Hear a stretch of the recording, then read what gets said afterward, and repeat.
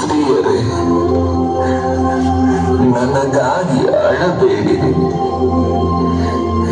ನಿಮಗಾಗಿಯೂ ನಿಮ್ಮ ಮಕ್ಕಳಿಗಾಗಿಯೂ ಅಳಿರಿ.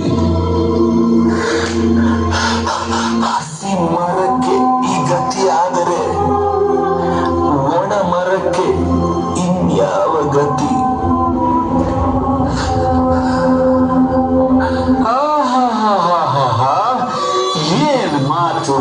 ಏನು ಮಾತು? ಮರಕ್ಕೆ ಕಟ್ಟಿ ಜಗ್ತಾರೆ ನೋಡು, ಆಗ ಬರುತ್ತೆ ಅಳು. ಬುದ್ಧಿ ಮಾತು ಸಾಕು ಸಾಕು, ನಿನ್ ಭಾಷಣ ನಡೆಯೋ. ಮೆಚ್ಬೇಕಪ್ಪ, ಮೆಚ್ಬೇಕು ಇವನ ಪರ ಪ್ರೀತಿಯನ್ನು. ಅಷ್ಟು ಹೊಡೆದು ಭಾರ ಹೊರೆಸಿದರು ಇನ್ನೂ ವೇದಾಂತ ಆಡ್ತಾನಲ್ಲ.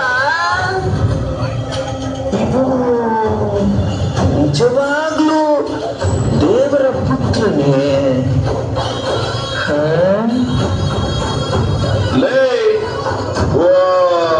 ಯಾಕೋ ಈ ಬೆಪ್ಪು ಜನರ ರೀತಿನೇ ಮಾತಾಡ್ತೀಯಲ್ಲೋ?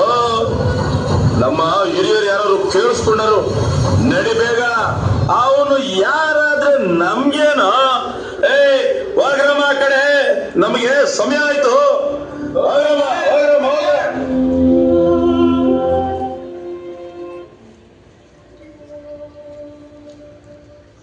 ಲಾಜರನು ಸತ್ತಾಗ ಯೇಸು ಕಣ್ಣೀರಿಟ್ಟನು.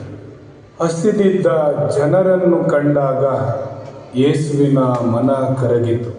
ಕಷ್ಟದಿಂದ ರೋಗದಿಂದ ಬಳಲುತ್ತಿದ್ದ ಜನರನ್ನು ಕಾಣುವಾಗಲೆಲ್ಲ ಯೇಸುವಿನ ಮನ ಮರುಗುತ್ತಿತ್ತು.